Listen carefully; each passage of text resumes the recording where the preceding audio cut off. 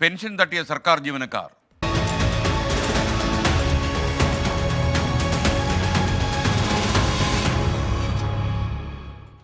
സാമൂഹ്യ സുരക്ഷാ പെൻഷൻ അനധികൃതമായി കൈപ്പറ്റി സർക്കാർ ജീവനക്കാർ. കോളേജ്, സ്കൂൾ അധ്യാപകരും ഗസറ്റഡ് ഓഫീസേഴ്സ് ഉൾപ്പെടെ 1458 ജീവനക്കാർ ക്ഷേമ പെൻഷൻ കൈപ്പറ്റിയെന്നാണ് അന്വേഷണത്തിൽ മനസ്സിലായത്. തുക പലിശ സഹിതം തിരിച്ചുപിടിക്കുമെന്നും അച്ചടക്ക നടപടി സ്വീകരിക്കാൻ നിർദ്ദേശം നൽകിയെന്നും ധനമന്ത്രി KN ബാലഗോപാൽ അറിയിച്ചു. 24 ബിഗ് ബ്രേക്കിംഗ്. ക്ഷേമ പെൻഷൻ തട്ടിപ്പിന് തടയിടാനായിരുന്നു വിശദമായ പരിശോധനയ്ക്ക് ഇൻഫർമേഷൻ കേരള മിഷനെ ചുമതലപ്പെടുത്തിയത്. പ്രാഥമിക റിപ്പോർട്ട് തന്നെ ഞെട്ടിക്കുന്നത്, സർക്കാർ ജീവനക്കാരായി തുടരുന്ന 1458 പേർ ശമ്പളത്തിനോടൊപ്പം 1600 രൂപ ക്ഷേമ പെൻഷനും കൈപ്പറ്റുന്നു. ഇതിൽ 2 കോളേജ് അധ്യാപകരും 3 ഹയർ സെക്കൻഡറി അധ്യാപകരും ഉൾപ്പെടും. അനധികൃതമായി കൈപ്പറ്റിയ തുക പലിശ സഹിതം തിരികെ പിടിക്കും.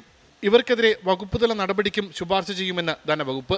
പ്രാഥമികമായ ഒരു അന്വേഷണത്തിനകത്ത് 1400ഓളം വരുന്ന സർക്കാർ ശമ്പളം വാങ്ങുന്ന വിവിധ ജീവനക്കാർ സാമൂഹ്യക്ഷേമ പെൻഷൻ മേടിക്കുന്നതായിട്ട് കണ്ടെത്തിയ ഒരു ഫയൽ വന്നിട്ടുണ്ട്.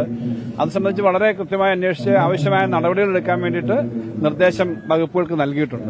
ക്ഷേമ പെൻഷനിൽ കൈയിട്ട് വരുന്നതിൽ കൂടുതൽ പേരും ആരോഗ്യവകുപ്പിലെ ഉദ്യോഗസ്ഥരാണ്, 373 പേർ. മറ്റു വകുപ്പുകളും പിന്നിലല്ല. പൊതുവിദ്യാഭ്യാസ വകുപ്പ് 224 പേർ, ആരോഗ്യ വിദ്യാഭ്യാസ വകുപ്പ് 124 പേർ, ആയുർവേദ വകുപ്പ് 114 പേർ, മൃഗസംരക്ഷണ വകുപ്പ് 74 പേർ, പൊതുമരാമത്ത് വകുപ്പ് 47 പേർ. ഇങ്ങനെ നീളുന്നു പട്ടിക.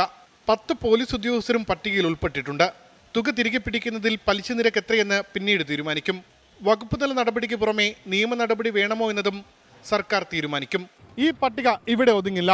പരിശോധന തുടരാനാണ് ധനവകുപ്പിന്റെ തീരുമാനം. അത് പെൻഷനായവർക്കിടയിലും എയ്ഡഡ് സ്ഥാപനങ്ങളിൽ ജോലി ചെയ്യുന്നവർക്കിടയിലും താൽക്കാലിക ജീവനക്കാർക്കിടയിലുമെല്ലാം ഈ പരിശോധന തുടരും. കർശന നടപടികളും ഉണ്ടാകും. ഉമേഷ് ബാലകൃഷ്ണൻ, 24 തിരുവനന്തപുരം.